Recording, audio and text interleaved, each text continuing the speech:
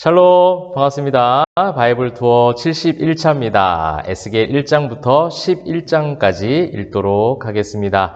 이제 오늘 에스겔을 처음 읽게 되는데요. 이제 선지서 세 번째 책이 되도록 하겠습니다. 이사야, 예레미야, 이제 에스겔 말씀을 오늘 읽게 되겠는데요. 말씀을 읽는 시간 가운데 또 다른 하나님께서 주시는 메시지가 이 에스겔 가운데 많이 담겨져 있습니다. 기대하시는 마음으로 하나님 마음 많이 알아가는 시간 되시면 좋겠습니다. 오늘 우리가 함께 나눌 말씀의 공통된 주제는요, 패인 분석 이렇게 한번 정해보았습니다. 특별히 지금 이제 월드컵이 개막이 되어서 시작이 되었습니다. 이번 주에 우리나라와 또 우루과이 경기가 또 있습니다. 이제 저도 이제 운동을 좋아하고 축구를 좋아하기 때문에 기대가 되는 마음도 있는데요. 여러분 이제 월드컵 전에 사실은 국가대표들마다 평가전을 하게 됩니다. 이제 전력상 분석을 하는 것이죠. 그리고 이제 주전 멤버들을 정하기도 하고요. 그렇게 이제 본선에서 잘하기 위해서 강점들은 살리고 또 패배할 경우에 패배하는 그 경험도 사실은 굉장히 중요하거든요. 패인을 잘 분석해야 이제 본선에 가서 어떻게 성적이 또 나올지 좌우가 되기 때문에 패인 분석도 굉장히 중요합니다. 평가전에서 이기는 것도 이기는 분위기, 이기는 어떤 경험도 중요하지만 패배했을 때 그 패전의 이유가 무엇인가라는 이 패인 분석 굉장히 중요합니다.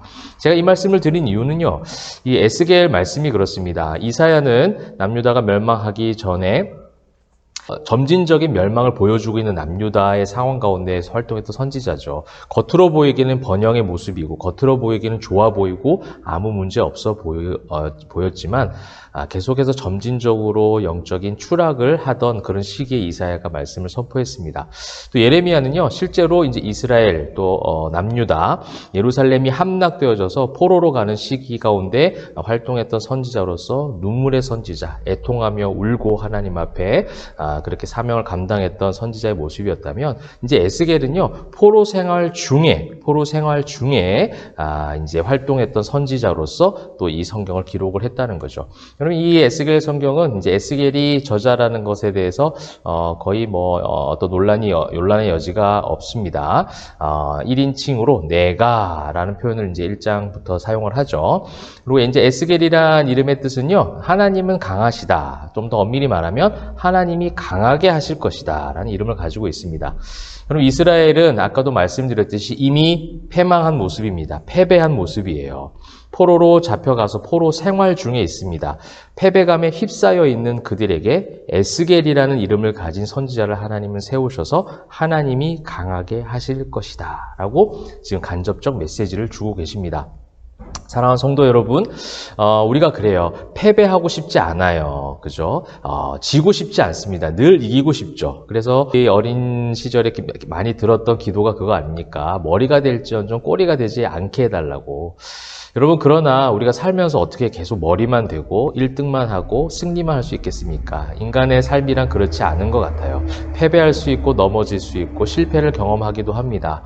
또 우리 지난 주간에는 수능 시험이 있었죠. 수능 시험을 치른 수험생, 또 수험생을 둔 가정에서는 이러한 일 때문에 또 마음이 힘겨운 분들도 있을지 모르겠습니다. 준비한 만큼 나오지 않고 준비하고 예상했던 결과만큼 나오지 않아서 그 마음에 패배감에 휩싸이는 경우가 있어요. 근데 이 에스겔 말씀 역시도 그런 우리들에게 패배감에 휩싸여 있는 또 이스라엘 백성들에게 하나님이 강하게 하실 것이다. 그런 메시지를 주고 계신 겁니다.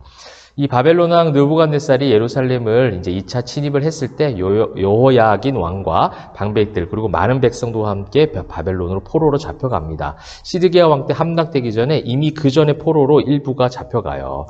그때 이제 함께 바벨론의 포로 생활을 하게 된 것이 에스겔이고요. 에스겔은 제사장 출신입니다. 제사장 출신이기 때문에 어떻게든 영적인 리더로서 그런 말씀을 선포하고 제사를 집례해야 되고 이스라엘 백성들을 율법적으로 이끌고 가야 될 그런 자리에 있었던 사람입니다. 근데 그가 이제 1장에서 소명을 받죠. 그 소명을 받았을 때가 이미 포로로 끌려간 지 약 5년쯤 되었을 때라고 생각하시면 됩니다. 그러니 지금 남유다 또 이스라엘 백성들은 얼마나 큰 패배감에 휩싸였겠습니까? 그 포로 기간 중에 에스겔은 소명을 받은 겁니다. 그렇게 패배감 속에 휩싸여 있는 그들에게 하나님은 말씀의 대언자들을 또 말씀대로 살아갈 의인들을 여러저니 또 부르고 계시는 하나님의 계획도 우리가 보게 됩니다. 여러분 사사기 말씀이 늘 그렇지 않았습니까? 그렇게 구원을 향하여 그 압제 가운데 부르짖는 백성들에게 하나님은 속으실 걸 아시면서도 또 한 번 사사를 보내시고 또 엘리야가 활동했던 그 가장 악했던 북이스라엘 왕조 시대에도 바알에게 무릎 꿇지 아니한 의인 7,000명을 남겨두었다는 거예요. 그래서 여러분 교회와 가정, 여러분의 모든 삶 가운데 또 이 나라 이 민족의 많은 어려움들이 여전히 우리 가운데 엄습해오고 두려움으로 우리를 감싸 안지만 여러분 그 두려움을 넘어선 하나님이 강하게 하심을, 하나님의 또 한 번의 인도하심과 섭리와 계획이 있음을 믿고 일어나시면 좋겠습니다. 여러분 에스겔은요 앞선 예레미야에 비해서 매우 강하고 단호한 성격을 가지고 있어요. 여러분 패배감에 휩싸여 있을 때 어떤 리더가 필요하겠습니까? 굉장히 강하게 힘을 불어 넣어줄 수 있는 리더가 있어야 되지 않겠습니까? 하나님은 그 상황에 맞는 그 성품과 기질을 사용하시는 것 같아요. 나약해진 민족을 위해서 오히려 이런 강하고 단호하고 확실한 선포자, 그런 사람을 하나님이 세우셔서 하나님의 계획과 또 하나님의 섭리들을 이루어 가시죠. 여러분 이런 에스겔의 말씀을 보면서 에스겔 역시도 예레미야와 같은 질문을 할 수 있어요. 하나님께서 택한 백성이 어떻게 이방 민족에 의해서 멸망을 당할 수 있는가? 우리에게 과연 회복이 있을까? 예레미야가 수없이 던졌던 질문 아닙니까? 그렇게 말씀을 선포하고 하나님 말씀대로 살아가면 회복을 주실 것이다 믿음 가졌지만 결국은 남유다가 등을 돌렸고요. 우상을 계속 숭배했고 결국은 남유다 멸망하는 것을 경험하게 되죠. 여러분 이 에스겔은 이사야와 예레미야를 언뜻 보면 좀 합쳐놓은 듯한 그런 느낌이 듭니다. 이제 다른 점도 있지만 유사한 점도 굉장히 많이 있어요. 에스겔 역시도 이사야와 같이 1장부터 32장까지 계속해서 죄에 대한 심판을 경고합니다. 그렇게 심판을 경고하고 이제 크게 이제 두 부분을 나눈다면 이제 33장부터 마지막 후반부에서는 그런 하나님에 대한 위로와 구원의 예언을 기록하고 있습니다. 또 전반부를 이제 세부적으로 다시 좀 나누면요. 1장부터 24장은 유다와 예루살렘에 대한 심판의 예언이 기록이 되어 있어요. 또 25장부터 32장은 이방의 7나라에 대한 심판의 예언이 되어 있어요. 첫 환상이 나옵니다. 첫 환상이 1장 4절부터 3장 27절까지 에스겔의 소명과 파송과 관련된 환상들을 보게 되고요. 또 예루살렘을 대적하시는 하나님 4장 1절부터 5장 17절까지 나오고 있습니다. 유다와 예루살렘에 대해서 심판을 예고하시고 경고의 메시지를 하나님께서 주고 계시죠. 그 다음에 땅에 대한 신탁 6장 1절부터 7장 27절 그 심판의 이유에 대해서 설명하십니다. 패인 분석입니다. 왜 패했는가? 왜 지금 영적으로 무너져 있는가? 왜 우리 민족이 이렇게 될 수밖에 없었는가에 대한 패인을 절대적으로 잘 분석해야 된다는 거죠. 그 다음에 에스겔의 성전 환상이 8장 1절부터 11장 25절까지 기록이 되어 있습니다. 환상을 통해서 예언을 하는 것이죠.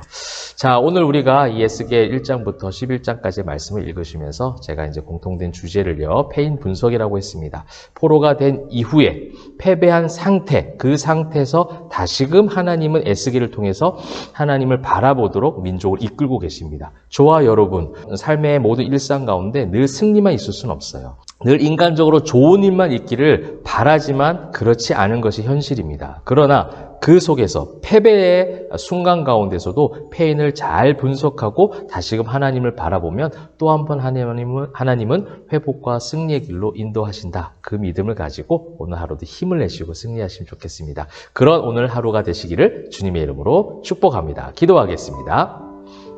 사랑과 은혜가 풍성하신 하나님 감사합니다. 하나님의 은혜 가운데 오늘도 말씀을 읽게 하시고 이제 오늘 에스겔 말씀을 읽습니다. 이미 패배한 이스라엘 백성들에게 그 패인을 분석하게 하시고 패인의 요인을 알게 하시고 또한 그것을 넘어선 하나님의 놀라운 계획과 섭리들을 예언의 말씀, 비유의 말씀을 통해서 에스겔을 통해서 우리는 읽게 됩니다. 하나님 그 읽으면서 나에게 주신 말씀, 오늘날 우리 교회와 가정에게 주신 말씀이라 믿고 또 바라볼 때 다시금 힘을 내서 일어날 수 있도록 새 힘 공급하여 주시옵소서. 오늘 그런 날 되게 하실 줄 믿사옵고 감사 올려드릴 때에 살아계신 예수 그리스도의 이름으로 기도합니다. 아멘. 자, 여러분 오늘도 우리를 다시 한번 일으켜 세우시는 새 힘을 공급하실 하나님의 말씀의 능력과 힘을 가지고 말씀의 힘과 능력으로 모두 화이팅!